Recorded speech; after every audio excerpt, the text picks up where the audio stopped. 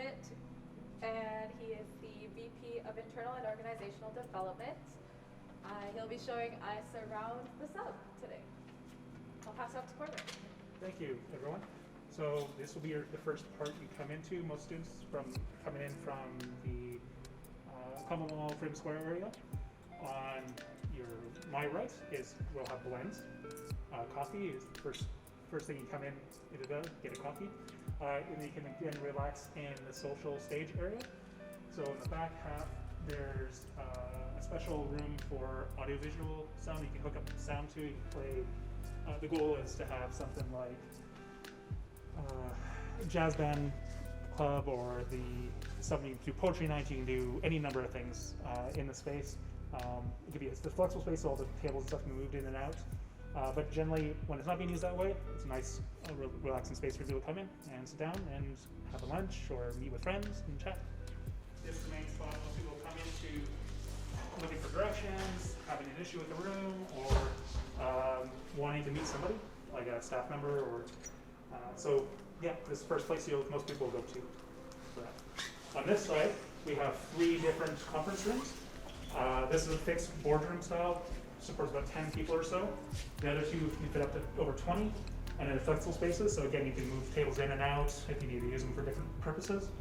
But it's also designed to support, a group of 20 or so having like an official meeting or something. So this building was first planned, or more or less approved in 2012, 2013. They got a levy for it, the student fee, that have paid for construction and operations and maintenance of the building.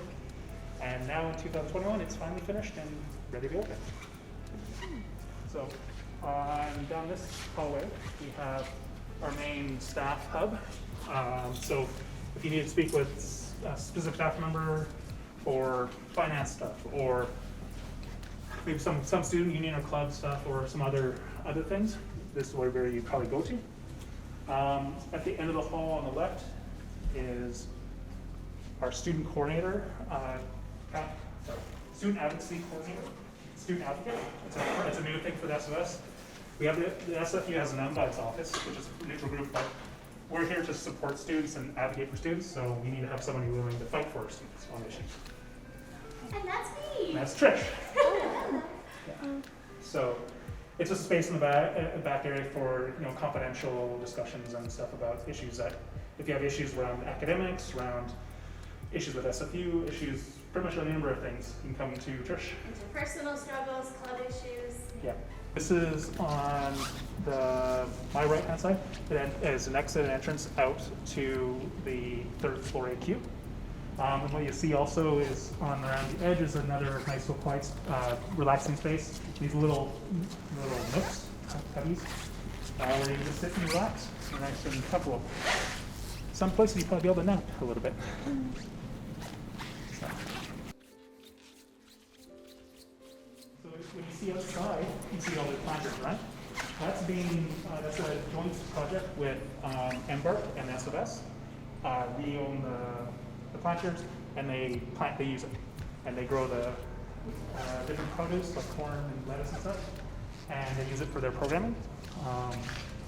And so it's been working out really nicely.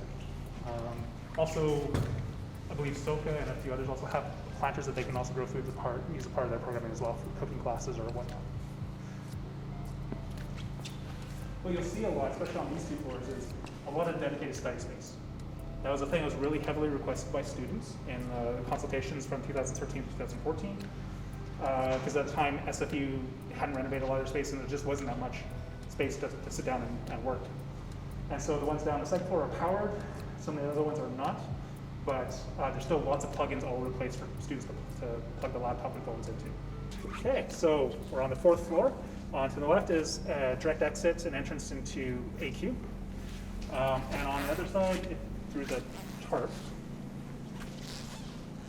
would be if the tarp wasn't covering it, it would actually lead out to the patio for the study, for the pub. This whole floor, it kind of has 2 main purposes. One is student rooms, team rooms, as well as boardroom and board offices. So we'll take a quick look into part of the kind of like a workspace, a workroom hub. So in this area, we've got 8 team rooms, 4 on this side, 4 on the other side. And they're just small team rooms for 6 people or so. But then we booked for, club meetings, student meetings, just students wanting to practice presentations or go over work projects. And also in here is a hub for students to be able to sit in and just, again, relax, chat, meet up with friends. You have 4 nooks. Again, some of them are covered up by the tarp right now. But they have their own lighting control and stuff, and they're just really there for you to, sit in, read a book, study on the laptop, whatever you want. Okay, we're on the 2nd floor now. Behind me are 2 big conference rooms, hold over 24 people, each one, pre-COVID. But we've also recently renovated them to have video conferencing for both rooms, so big TV, camera, and ceiling mics, and so that we can support larger meetings that need have a good amount of in-person and also virtual. So support students so they don't have to physically come up here if they don't need to. Right? And also this leads out to just outside, and either it goes into the Sherman building, sciences, or you can walk down to the parkade and such. And again, all these spaces are powered, they're all connected. And so when you plug in, you can both plug in as well as USB chargers on them. Like the plug in, so you don't have to bring your own block. You can just use a cable. Okay, and behind you is our dining area. This is going to be a quick space for using, just for having your lunch. It's connected directly to NBC cafeteria. So that's the doors open and now you can see right into it. And hopefully all of them will be open and ready for fall. We also have another fireplace on the left here. So it's on 2 different levels. It's actually controlled by, you can go and press a button and start it up. So it's student controlled in many ways. There's going to be a convenience store on the far corner for students to come in and grab snacks and stuff, just like how it was in MAC, but it's a different group now. And there's Gabe and Matt and others.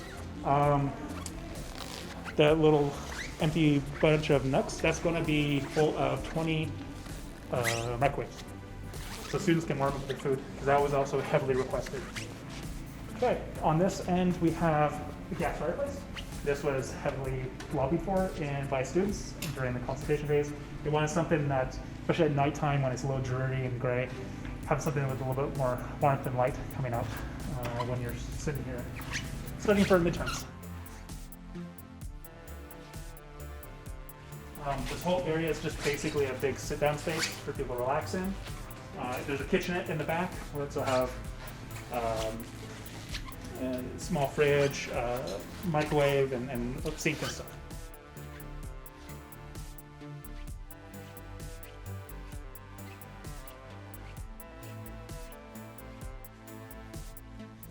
And in the left here is called the club workspace.